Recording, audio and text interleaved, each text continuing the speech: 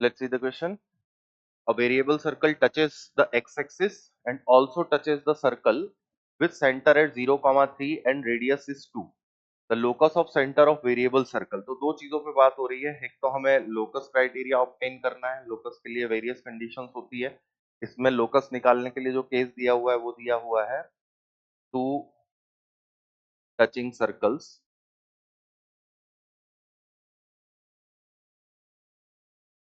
की कंडीशन.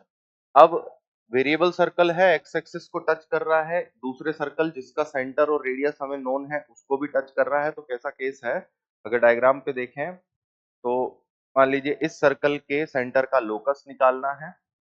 दूसरा एक और सर्कल है जिसकी सेंटर और रेडियस हमें नोन है, ये इसे भी टच करता है. इसका सेंटर 0, 3, इसकी रेडियस 2 के इक्वल, इसको C1 नाम दे दिया. अब देखिए हमें जिस सेंटर का लोकस निकालना है उसको लोकस पॉइंट मान लेते हैं h, के. ये इस सर्कल को टच करता है.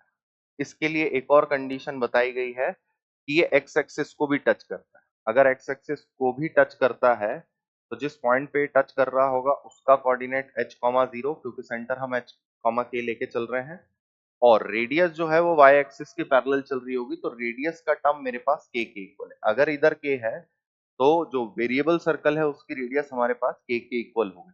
अब इस क्राइटेरिया से दोनों सर्कल अगर एक दूसरे को टच कर रहे हैं, हमारी कंडीशन बनती है कि C1 C2 डिस्टेंस जो है वो R1 प्लस R2 के बराबर होना चाहिए, रेडियसेस के सम के बराबर होना चाहिए. तो सेंटर टू सेंटर डिस्टेंस कितना हुआ?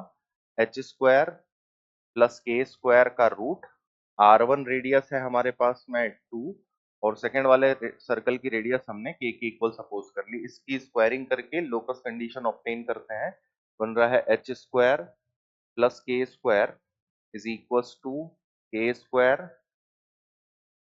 Plus center to center distance है k माइनस 3 का होल स्क्वायर. C1 C2 हो गया आपके पास h square plus k minus 3 का whole square is equals to 2 plus k. Now squaring h square plus k square minus 6k plus 9, k square plus 4k plus 4. k square तो हट गया. Locus condition ऐसी दिख रही है आपको h square minus 10k plus 5 equals to 0. और अगर x और y से रिप्लेस करते हैं इसे तो ये बन रहा है x square is equals to 10y minus 5. और ये इक्वेशन जो है वो general equation of parabola in x square equals to 4ay type की. तो बाकी कुछ तो पूछा नहीं है, सिर्फ ये बोला है कि लोकस क्राइटेरिया क्या फुलफिल होता है. तो ये आपका पैराबोला बनता है. इसको देख लीजिए.